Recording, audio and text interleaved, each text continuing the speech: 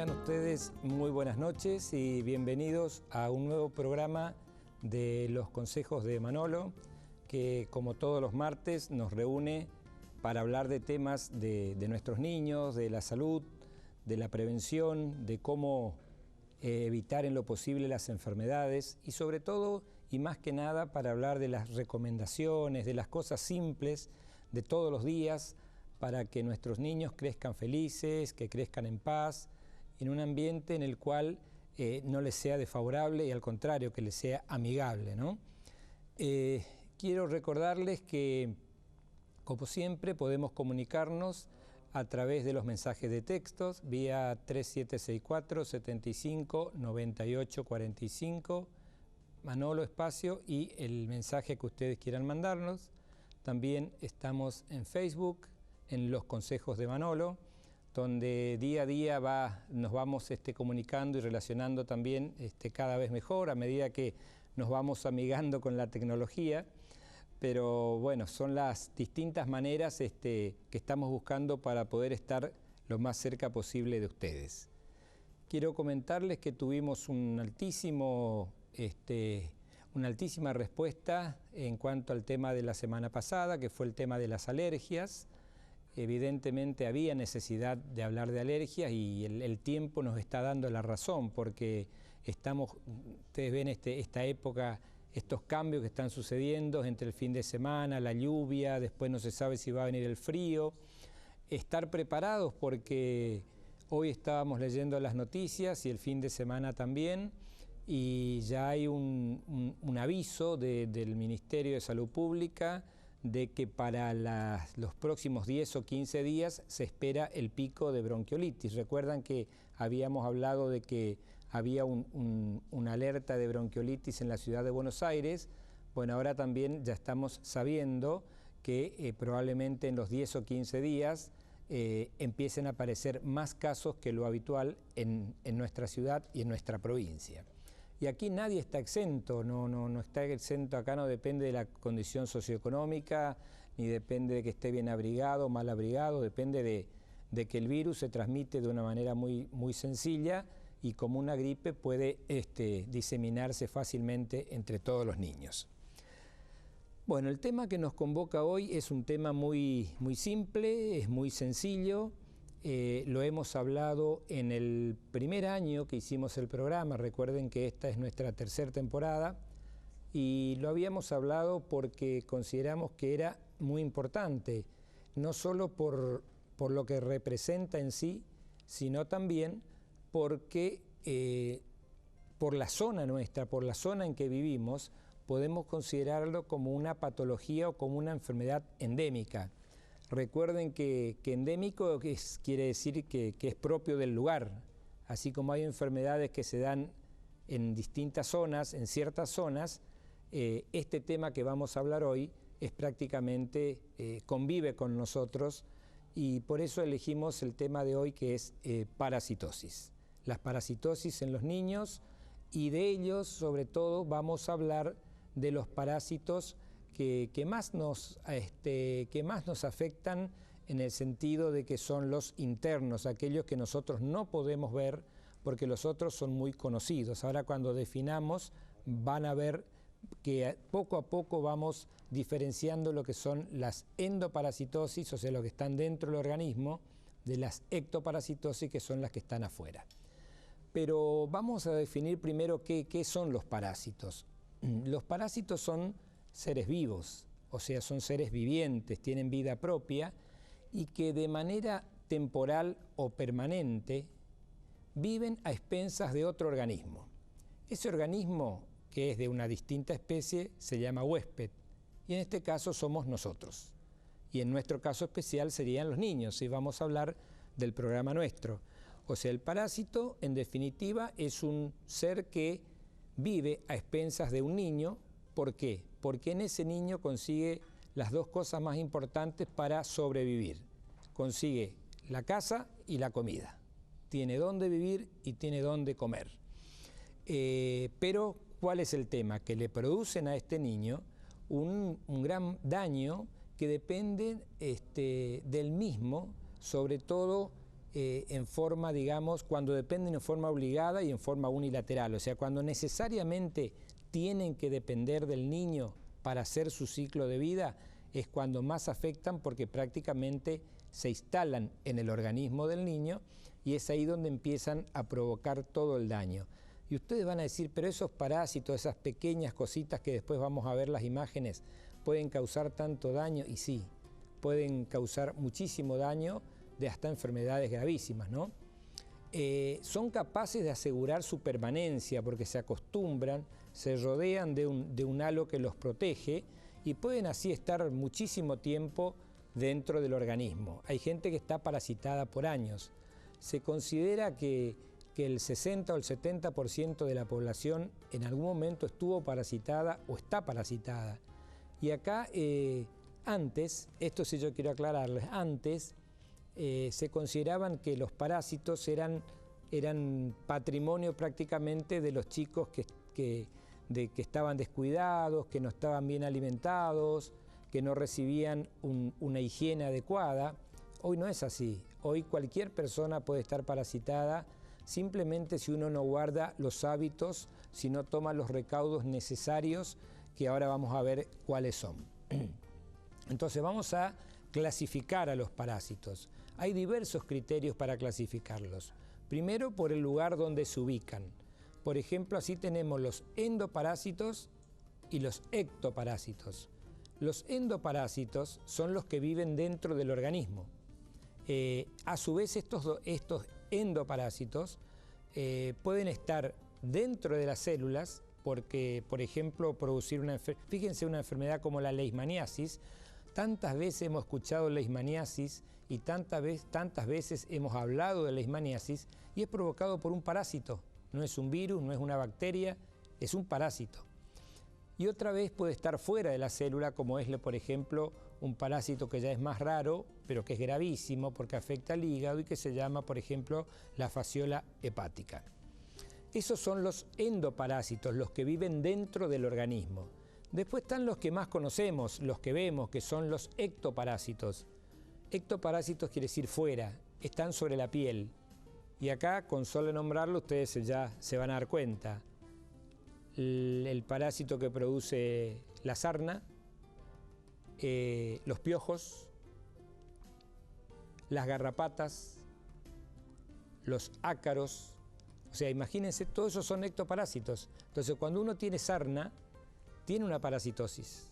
Cuando uno tiene piojos, el piojo es un parásito que vive y se prende ahí en el pelo y que pone las liendres. ¿Y quién en la escuela no ha luchado y no ha lidiado contra las liendres y nunca se termina, ¿no? O sea, son también formas de parasitosis. Esa es una manera de clasificar, o sea, en endoparásitos y en ectoparásitos. Hay otras maneras de clasificarlos también y para eso uno va tomando en cuenta otras características de los parásitos. Depende de su patogenicidad, si provocan enfermedades más graves, menos graves, del tiempo que están instalados en el organismo. O sea, en esta primera parte lo que hacemos es definir simplemente si están dentro del organismo o si están fuera del organismo. Si nosotros continuamos con la clasificación de las parasitosis, porque hoy el tema es hablar más que nada de los que están dentro del organismo. Nos vamos a dejar de lado un poco los que más conocemos, porque de eso todo el mundo los ve y están ahí al tocarlos. Y todas las madres y las abuelas ya saben cómo lidiar con ellas, ¿no? Entonces, lo que tenemos que ver es hablar un poco de acuerdo al tiempo de permanencia, cómo se pueden clasificar. Están los parásitos que llamamos permanentes, o sea, los permanentes son aquellos que tienen que estar siempre dentro del huésped, o sea, necesariamente necesitan al niño para cumplir todo su ciclo evolutivo. Después están, esto es el caso típico, por ejemplo, de los oxyurus. Los oxyurus viven dentro del organismo, están constantemente ahí y si salen del organismo prácticamente se mueren. Por eso se llaman permanentes. Después tenemos a los parásitos temporales.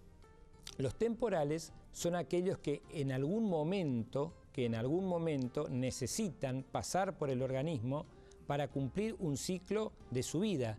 Entonces están un tiempo y después se van, son eliminados y pueden introducirse en otro organismo y así van pasando de persona a persona, por eso se los llama temporales. Y después están los periódicos, que requieren también una estancia durante simplemente un tiempo de su vida, y el más clásico aquí es el Necator americano. Esa es una forma de clasificar. Entonces decíamos que podemos clasificarlos en permanentes, en temporales o si no también en periódicos. Hay otra manera y que es según la capacidad de la lesión. O sea, estos pueden ser patógenos y no patógenos. ¿Qué quiere decir? Patógenos quiere decir que producen una enfermedad, que tienen patogenicidad, o sea que estando en el organismo le van a traer alguna consecuencia a este chico. Y los no patógenos son los que simplemente viven, son oportunistas, son asintomáticos, quiere decir que pueden estar años dentro del organismo sin dar ningún tipo de síntomas. Son los que llamamos los huéspedes, los portadores. Ahora, según la necesidad del parásito, están los obligatorios, o sea, aquellos que sí o sí requieren por lo menos un huésped, o sea, una persona para cumplir su ciclo evolutivo. Están los facultativos, que a pesar de ser de vida libre, se adaptan fácilmente a la vida parasitaria, o sea, pueden vivir afuera y pueden vivir adentro del parásito. Y los accidentales, o de vida libre, son los que viven habitualmente fuera del organismo. Llegan al chico, llegan al huésped, se aclimatan un tiempo, continúan y después se van porque no se adaptan a esta persona. Entonces buscan un medio ambiente que les resulte más favorable. Bien, esta es un poco la forma de clasificar a las parasitosis, ¿no? Y yo creo que sacando a las ectoparasitosis, que son las que le nombré, la sarna, los piojos, las garrapatas, los clásicos de los cuales vamos a hablar hoy, los clásicos, son 4. Más o menos tenemos que definir bien cuáles son estos parásitos, porque son los que más abundan, son los más frecuentes y son a los que prácticamente le vamos a dedicar el programa. Hoy vamos a hablar de los Oxyurus, vamos a hablar de los Ascaris, que son prácticamente muy parecidas a las lombrices de tierra. Vamos a hablar de las tenias. Las tenias son esas famosas, esos parásitos largos que pueden llegar a tener metros y que uno no se explica cómo están dentro del intestino. Y vamos a finalizar con uno de los más frecuentes y más difíciles de erradicar del organismo, que son las yardias. O sea que tenemos 4 tipos de parasitosis para hablar. Es interesante saber cuáles son los signos, cuáles son los síntomas, cómo saber si un chico está parasitado, y estos 4 son los que más importancia le vamos a dedicar porque son los más frecuentes. Así que no se vayan, en el próximo bloque vamos a empezar a hablar de ellos, vamos a empezar con los Oxyurus, tenemos todo el programa para hablar de parasitosis.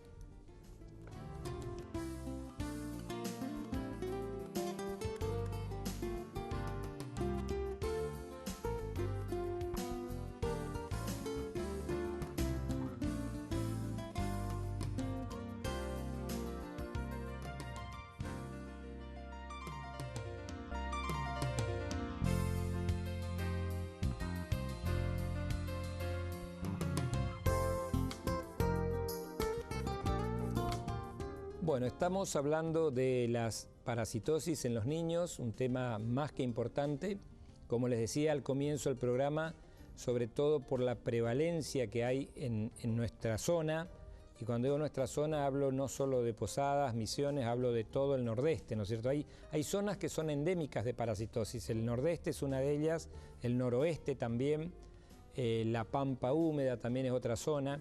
O sea, es donde el parásito se ha quedado a vivir, se adapta a la persona, es un parásito, vive de ella, ¿no es cierto? Y es muy difícil de erradicar. Por eso le decía que hay lugares donde prácticamente se consideran enfermedades endémicas. Quedamos en que íbamos a hablar de los más importantes, o por lo menos los que más conocemos y de los que son más frecuentes en nuestra zona. Uno de los parásitos que más se encuentra presente en los niños son los oxiurus.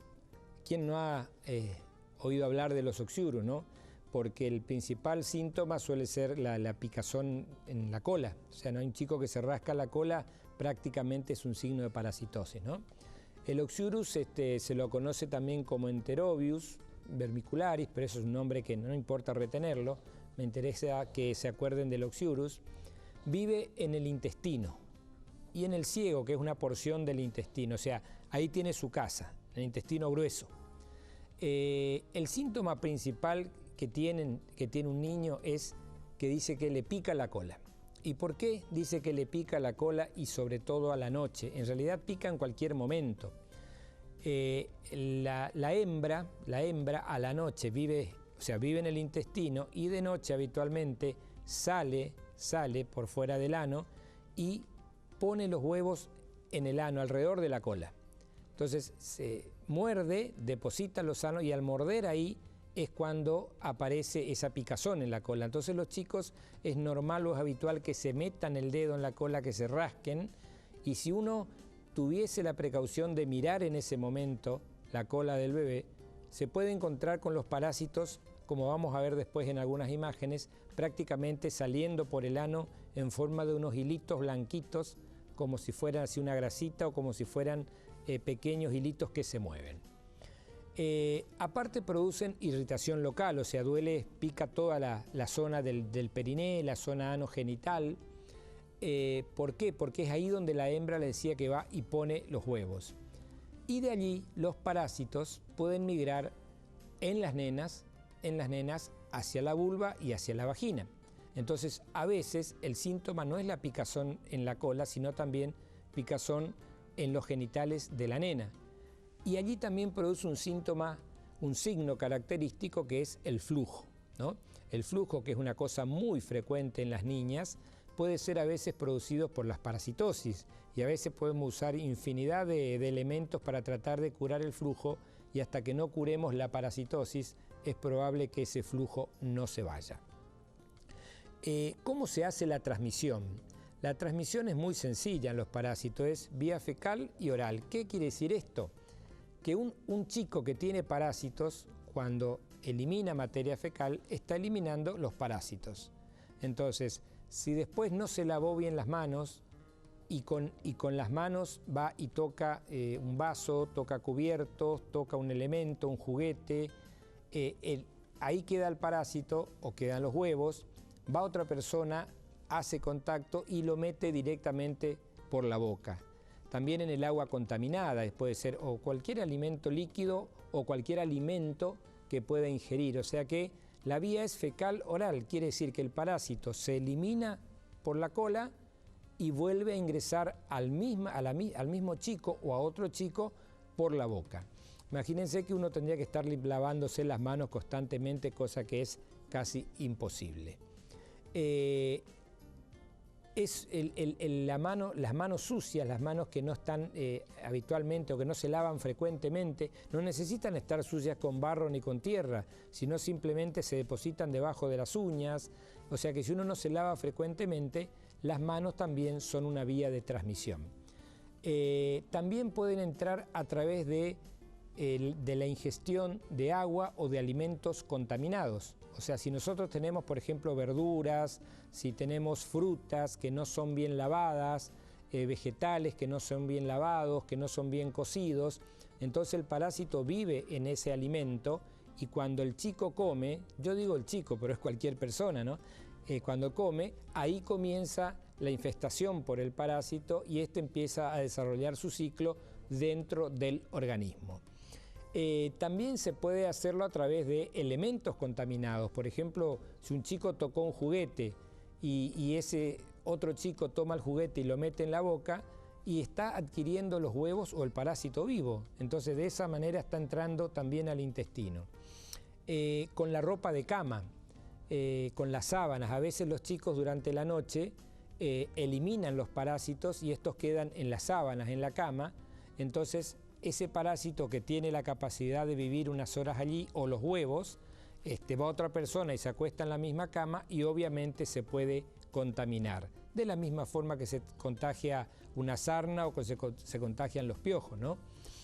Con la ropa personal también, o la ropa del personal de trabajo. Por ejemplo, la gente que no tiene su propio equipo de trabajo, que comparten la ropa de trabajo.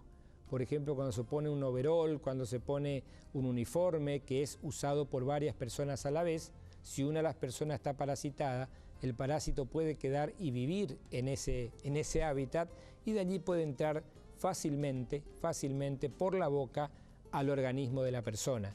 En este caso se trata de un adulto, pero ese adulto lo elimina en la casa, lo deja en la casa y ahí empiezan a contagiarse los chicos. Por eso van a ver que cuando hablemos de los tratamientos cuando una persona o cuando un chico está parasitado, deben hacerse a todo el grupo familiar, a todo el mundo, a todo el grupo que convive en la casa, ¿no? El hacinamiento, obviamente, que es otro de los factores que por ahí no podemos evitar. Cuando hablamos de hacinamiento estamos hablando de gente que vive en un solo ambiente, con muchos chicos, 7, 8 hijos, otros parientes, todos juntos, duermen en la misma cama, no se reúnen las condiciones de higiene adecuadas. Esto era antes, pero hoy cualquier persona puede contagiarse una parasitosis. No se necesita ser pobre o de un nivel bajo económico para estar parasitado. Cualquier persona, aún las de mayor poder adquisitivo, pueden estar parasitados y sobre todo en nuestra zona. ¿Por qué? Porque está también la falta de higiene. Se puede ser pobre, se puede ser humilde, pero se puede ser limpio. Y se puede tener todo a mano y se puede no ser lo suficientemente higiénico. Entonces son recomendaciones y cuidados que debemos tener.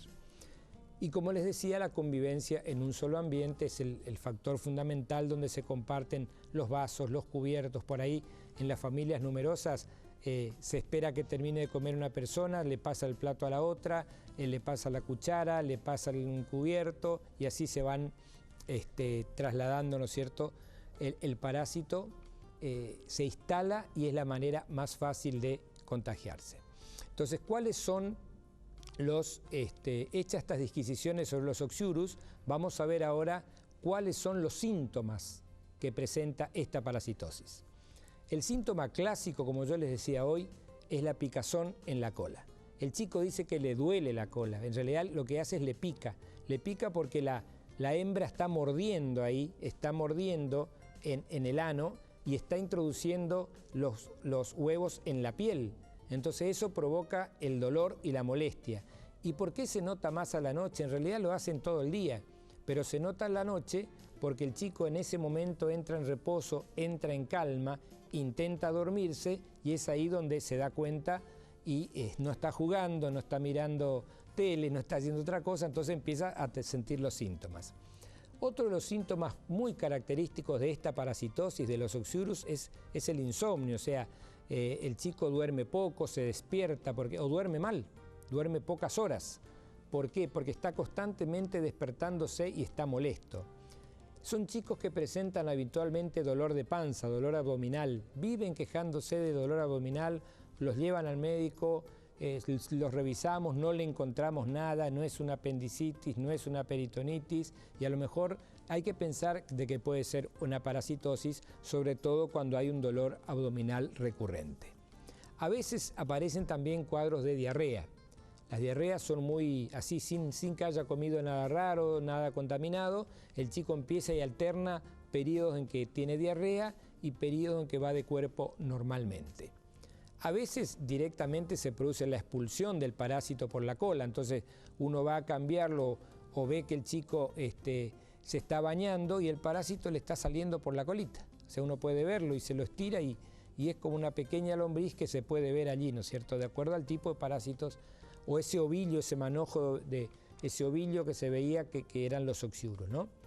El prurito, o sea, la picazón en el ano o en el caso de las nenas, en la zona genital, en la vulva, que sería lo más característico, acompañado de flujo, y también lo que se conoce con el nombre de enuresis. Esta suele ser una de las consultas más frecuentes en los chicos, o sea, la enuresis, digamos, es el chico que se hace pis a la noche. Es un chico que ya controló esfínter, o sea que a los 2 o 3 años ya pide para ir al baño, pide para hacer pis, y sin embargo a la noche se hace encima y no se da cuenta. Ese, aparte de ser un síntoma donde hay que descartar una infección urinaria, también tendríamos que ver la factibilidad de que no sea una parasitosis. Bueno, esto es un poco lo que tenemos para hablar sobre los oxiurus, que son los más frecuentes. Después están los ascaris. Ascaris, el nombre técnico sería Ascaris lumbricoides. En realidad son las lombrices, las famosas, muy parecidas, no son las lombrices de tierra, pero son muy parecidas. Podríamos decir que estadísticamente el 50% de la población infantil tiene ascaris en la panza. O sea, está infestada por el parásito. Cumplen su ciclo de vida, parte en el suelo. Ahí son eliminados con la materia fecal y después con las heces que son contaminadas, o sea, la materia fecal contaminada, y también están en el intestino humano. Los huevos, cuando se eliminan los huevos con la materia fecal, digamos como que no son infectantes. O sea, el huevo puede estar en el suelo ahí y no hay problema. Pueden estar días enteros, puede estar 3, 4 semanas, un mes. Ahora, cuando son ingeridos, ¿por qué? Con la lechuga, con la selga, con la fruta, con algo que uno levanta del piso, con un chupetín que se cayó y el chico lo vuelve a meter en la boca, ingresan al interior, y al ingresar al interior, esos huevos se abren y aparece lo que sería el parásito infantil, que después se va a transformar en la forma adulta. ¿Cuáles son los síntomas? ¿Cuáles son los síntomas que tenemos para los ascaris lumbricoides? Los síntomas son prácticamente lo más importante es la anorexia, o sea, la falta de apetito. Son chicos que no tienen ganas de comer, que uno le pone la comida y come muy poco, son vomitadores frecuentes, habituales, padecen episodios de diarrea crónica, o sea, son chicos que constantemente están con diarrea, se le hace tratamiento y no mejoran. A veces pueden generar un síndrome de mala absorción y a veces también estos parásitos forman pelotones. Van a ver después unas imágenes que vamos a mostrar donde forman verdaderos ovillos, como si fuera el hilo sisal. Esa es la imagen que uno tiene, ¿no? O la madeja o el ovillo de lana. Y eso provoca obstrucciones intestinales, o sea que un chico puede llegar a cirugía, puede entrar a cirugía porque simula un abdomen agudo, o sea, un abdomen donde se produjo una obstrucción del tránsito y prácticamente se comporta como si fuera una peritonitis o un cuadro de obstrucción intestinal. Bueno, estos son los síntomas de los ascaris, que son los más conocidos como lombrices, y que a veces cuando empieza el tratamiento el niño, uno ve que salen así, pueden salir enteritas por la cola, pueden salir vivas incluso, y a veces quedan colgando en la cola y el chico sale corriendo con la lombriz ahí atrás, ¿no? Esto es lo que uno suele ver frecuentemente cuando empieza el tratamiento, ¿no? Estamos hablando de las parasitosis, hemos hablado de los oxiurus, hemos hablado de los ascaris. Bueno, nos queda hablar de las tenias, que si bien no son demasiado frecuentes, son bastante difíciles de eliminar, y lo mismo que las yardias. Entonces, vamos a dejar estas dos parasitosis junto con las recomendaciones para hablar en el próximo bloque y hacer nuestras conclusiones generales, ¿no? Así que no se vayan, volvemos para cerrar con parasitosis, hablar de las recomendaciones y ver algunas imágenes que les tenemos preparados para ustedes. Ya volvemos.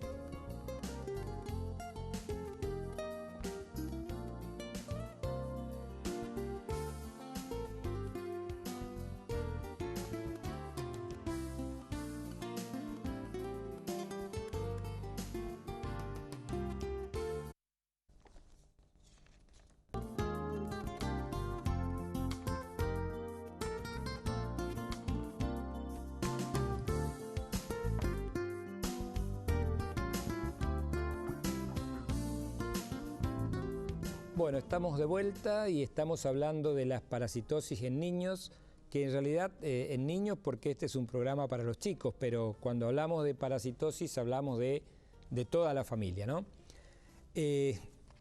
Dijimos que íbamos a hablar de otra parasitosis muy frecuente y que son las tenias.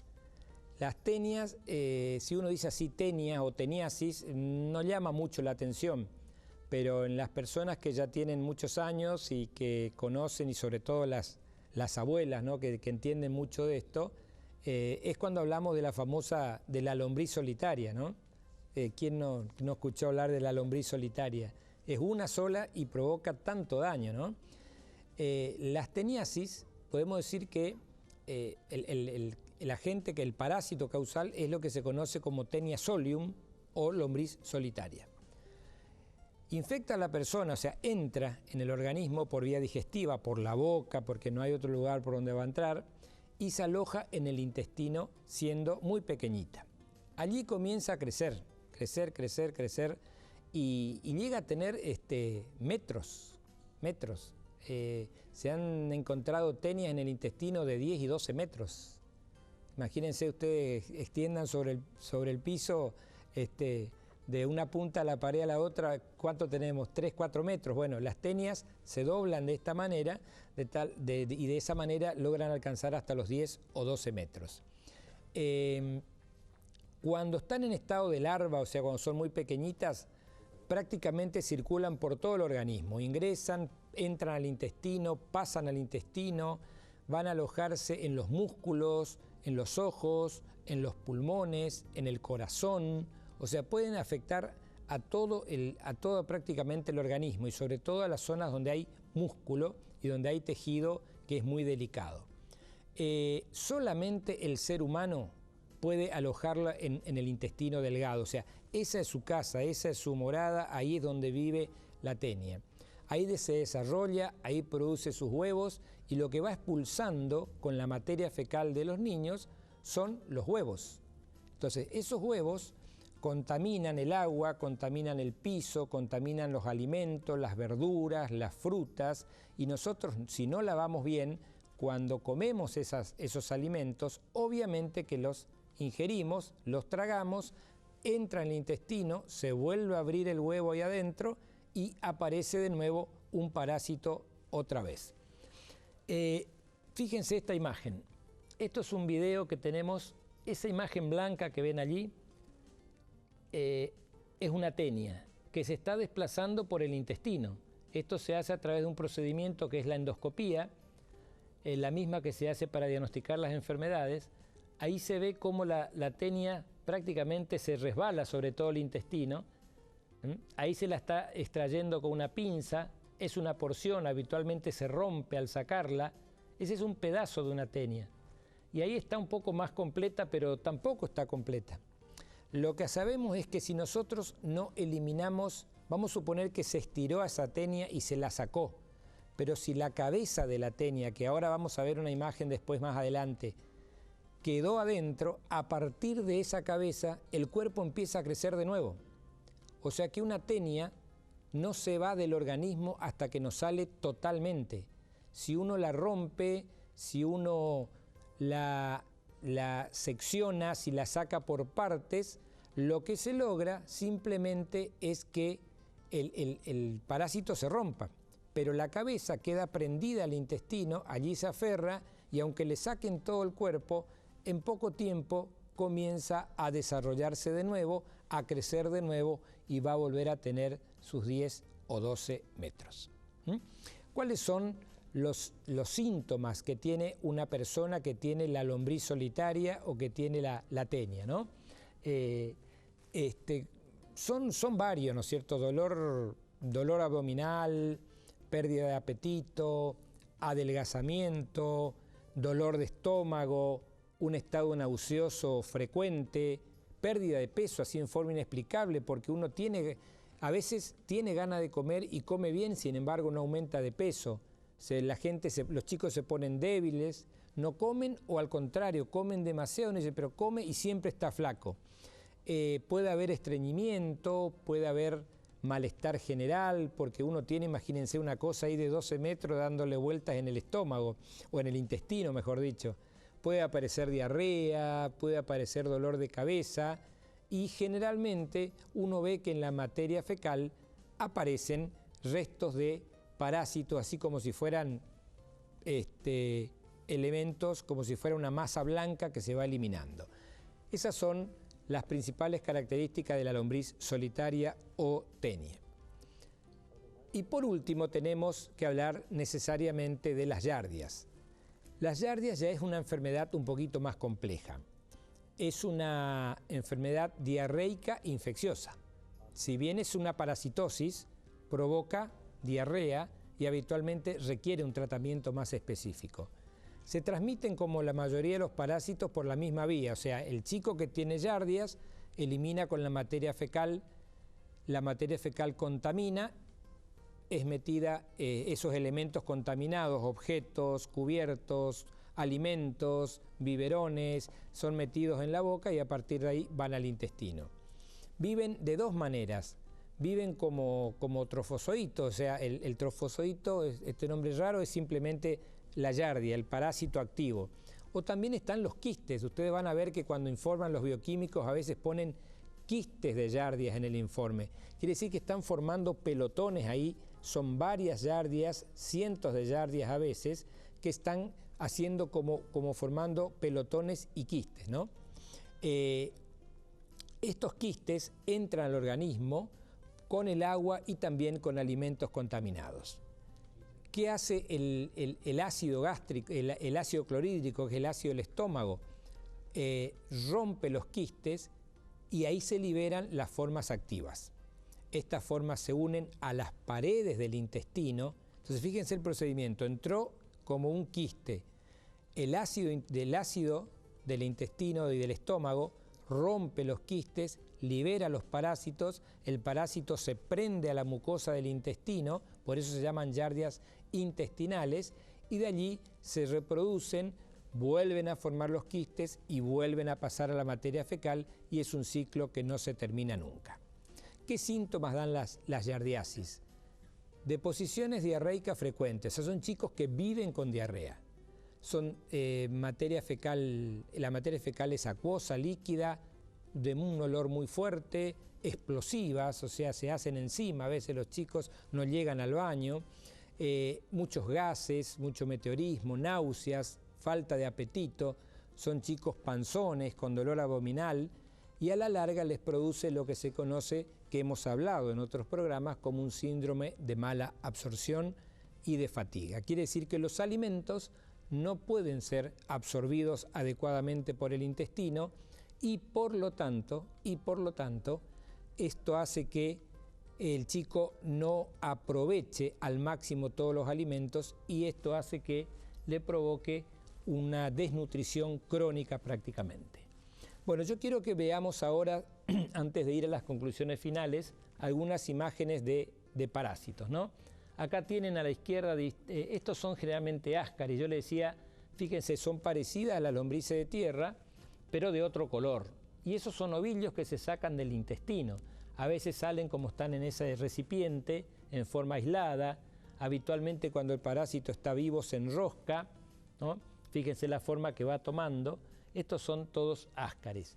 Tenemos más imágenes de parásitos que vamos a ir viendo. Fíjense, esto es un intestino que está abierto. Acá hubo que sacar prácticamente el intestino, es el intestino grueso, y todo eso que ven ahí, cada uno es un parásito. Imagínense por dónde podría pasar allí el alimento o la materia fecal. No había forma. Acá se produjo una obstrucción intestinal porque eso trabajó como un tapón, hizo un abdomen agudo y hubo que no sacarle los parásitos, hubo que resecarle el intestino. O sea, eso que ustedes ven es un intestino que está abierto por arriba y es lo que hay dentro, ¿no es cierto?, de la... Fíjense, esto es lo que sería la pieza quirúrgica, esto es lo que se sacó de esa persona. Todo esto estaba dentro del intestino de una persona. Cientos de áscaris, a veces se sacan 200 o 300. Algunos están vivos, como en este caso, otros, si están con tratamiento, pueden eliminarse con la materia fecal, pero bueno, esto es un poco lo que yo quería mostrarle. Y esto que parece así medio un alien, ¿no? Esta es la clásica Giardia. Así se ven las Giardias con la tintura, con la coloración que le dan los bioquímicos. Parece un barrilete, ¿no? Pero es tan maligna que producen, así andan por el intestino, deambulando y formando después los quistes. O sea, parecen muy simpáticas, pero producen un daño tremendo, ¿no? Bueno, estas son un poco, son los tipos de parásitos que estuvimos, y este es el clásico, este es el que hablamos al principio, que es el Oxyurus, nada más que acá está muy agrandado, pero el Oxyurus mide más o menos unos medio centímetro, más o menos 5 milímetros, y esto es lo que sale habitualmente por la cola. Cuando uno le abre la cola a un bebé o a un chiquito, acá se ve perfectamente la imagen, cómo van saliendo los Oxyurus. Esta es la imagen que uno suele encontrarse cuando le abre la cola a un bebé para ver por qué le pica y encuentra que está toda lastimadita la cola y los parásitos saliendo por allí. Y esta imagen, que bueno, es la que uno no quiere ver, ¿no es cierto? Esta imagen es la clásica y típica que hace unos años no se veía prácticamente en algunos países como en el África, países que tenían muy subdesarrollados. Y bueno, hoy es una imagen que prácticamente nos duele, nos castiga, nos molesta, porque la vemos, ¿no es cierto?, muy a diario, a los chicos panzones, barrigones, con los pies flaquitos, desnutridos, parasitados. Y esta imagen clásica también de un chico que, ¿qué es lo que está haciendo? Y se está rascando la cola. Acá no hace falta ningún método diagnóstico para hacer disquisiciones de qué le está pasando. Esto que yo le decía es esta imagen que ven acá es la lombriz solitaria, ¿no? La lombriz solitaria, la que yo le decía que puede llegar a medir 10 o 12 metros, así se enrosca en el intestino, así es como permanece, y esta es la cabeza de la lombriz solitaria. Entonces, esa es la cabeza que se prende al intestino. Si uno le saca todo de ahí para abajo, pero eso quedó prendido en el intestino, a partir de ahí vuelve a crecer y en semanas o meses prácticamente se reprodujo. O sea, eliminó los anillos que estaban por debajo, pero mientras no se elimine esto que queda prendido al intestino, no podemos decir que la parasitosis esté curada. Bueno, hecho estas consideraciones, y bueno, yo quería, no son imágenes muy agradables, pero había que mostrarlas para que uno las vaya conociendo, ¿no? Es lo que abunda, es lo que tenemos en nuestro medio y es a lo que nosotros debemos enfocarnos con mucha atención, porque no, es una parasitosis, no, es una enfermedad endémica que tiene tratamiento, que si no se hace el tratamiento no se cura, si no se cura produce un daño mayor. Entonces el tratamiento va a depender mucho del tipo de parásito que sea. El diagnóstico se hace por los síntomas que estuvimos hablando, o el diagnóstico también se puede hacer a través del laboratorio, o sea, se recolecta la materia fecal, hay un análisis que se llama parasitológico seriado, donde se junta un poquito de materia fecal todos los días, y después está el test de Graham, que es con una gasita o con un hisopo, recolectar a la mañana alrededor de la cola del chico o del bebé, porque lo que uno recolecta allí son los huevos del parásito. Entonces, si uno de estos dos test da positivo, quiere decir que el chico está parasitado y que necesariamente debe recibir tratamiento. Pero también debemos ser muy sinceros, debemos saber que el 50% de los análisis dan falsos negativos. ¿Qué quiere decir? Que si en esos 4 o 5 días que nosotros estuvimos juntando la materia fecal de nuestros chicos no eliminó ni parásitos ni eliminó huevos, el análisis va a dar negativo y nosotros podemos llegar a asumir de que el chico no tiene parásitos. Entonces, ¿qué es lo que se estila? Y aprovecho para responder a una pregunta que me hacían hace un rato una mamá joven y que me decía que se siente presionada por la abuela porque le decía que hay que darle todos los años un antiparasitario. Miren, no es de mal hábito y hasta se estila y no está mal que independientemente de que se haga o no se haga un análisis de materia fecal, por lo menos una vez al año el chico necesite o se le haga un tratamiento antiparasitario, ¿no? Entonces, no está mal darle un antiparasitario hasta diría por las dudas. Si el chico está parasitado le va a hacer muy bien. Si el chico no está parasitado no va a pasar nada. Por supuesto que hay algunos parásitos como las yardias que necesitan un tratamiento específico, la lombriz solitaria un tratamiento específico, y hay otros que son los que, así como hay antibióticos de amplio espectro, hay antiparasitarios de amplio espectro que lo que hacen es eliminar a la mayor cantidad de parásitos y dejan libre a esos 2 o 3 que necesitan un tratamiento específico. Bueno, ¿qué debemos hacer? ¿Qué debemos hacer como prevención? En primer lugar, hablar de saneamiento ambiental. O sea, no podemos dejar de no hablar de saneamiento ambiental. Esto implica correcta eliminación de excretas, de pozos negros, cloacas adecuadas, eliminar los residuos cloacales adecuadamente, eliminar el agua estancada, eliminar el lugar donde puede desarrollarse el parásito. O sea, eso forma parte del desarrollo socioambiental y de lo ecológico también. La detección temprana y adecuada, o sea, si uno detecta pronto y rápido, puede tratarlo también rápidamente antes de que genere algún daño en el chico. El control periódico en las guarderías y en los jardines maternales. Si uno detecta que un chico puede estar parasitado, es bueno informarlo porque entonces ya se hace la prevención también a todo el grupo de chicos y también a los grupos familiares. Lavarse bien las manos antes de cocinar, lavarse bien las manos antes y después de ir al baño, lavar bien las verduras, lavar bien las frutas, lavar la ropa personal y la ropa de cama con agua bien caliente. El agua bien caliente habitualmente elimina los quistes e inclusive los parásitos adultos. Y es muy importante que si uno detecta un chico en la familia con una parasitosis, es muy probable que todo el grupo familiar, no es el hermanito y los padres. Si vive un tío, si vive una hermanita, si vive una prima, si vive la niñera, si vive una abuela, bueno, hay que desparasitar a todos los que estén en condiciones de desparasitarse, porque si tratamos solamente a 1 o 2 chicos y el resto de las personas no se trata, al poco tiempo todo el grupo familiar va a estar parasitado de nuevo. Hablamos por último de que tiene que haber mucha concientización, mucho trabajo sobre las recomendaciones, porque una vez que se instaló el parásito ya está, no hay más que tratarlo.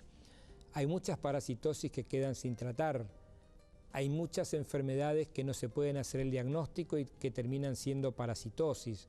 Entonces, yo no voy a dejar de insistir sobre la prevención, las recomendaciones, el lavado de manos, el lavado de las verduras, el cocinar bien la carne, cocer bien la carne, eliminar los malos hábitos de los niños de no lavarse las manos, tratar de que sea una costumbre lavarse las manos, cambiarse la ropa adecuadamente, porque acá le digo, los parásitos hoy por hoy no respetan estratos sociales, están en todos los ambientes, nadie puede decir yo como bien, me baño bien, duermo bien, llevo una buena vida y no estoy parasitado y no sé, es muy probable que la gran mayoría estemos parasitados y que cada tanto tengamos que hacernos un estudio o un tratamiento para ver.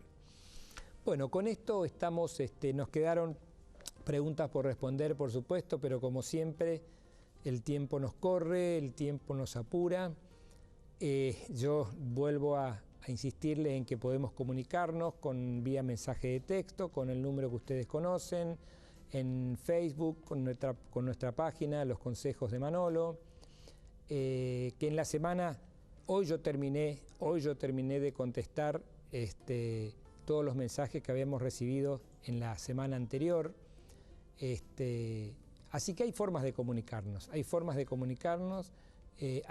de hablar sobre la salud de nuestros chicos. Las preguntas no molestan, al contrario, se tratan de responder siempre, así que aquí estamos dispuestos con toda nuestra gente, con nuestro grupo, a satisfacer dentro de nuestras posibilidades todas las demandas que ustedes tengan. Les quiero agradecer como siempre por la atención, por estar ahí, por estar comunicados ya no solamente los martes y los sábados, sino diariamente a través de los mensajes de textos o del Facebook.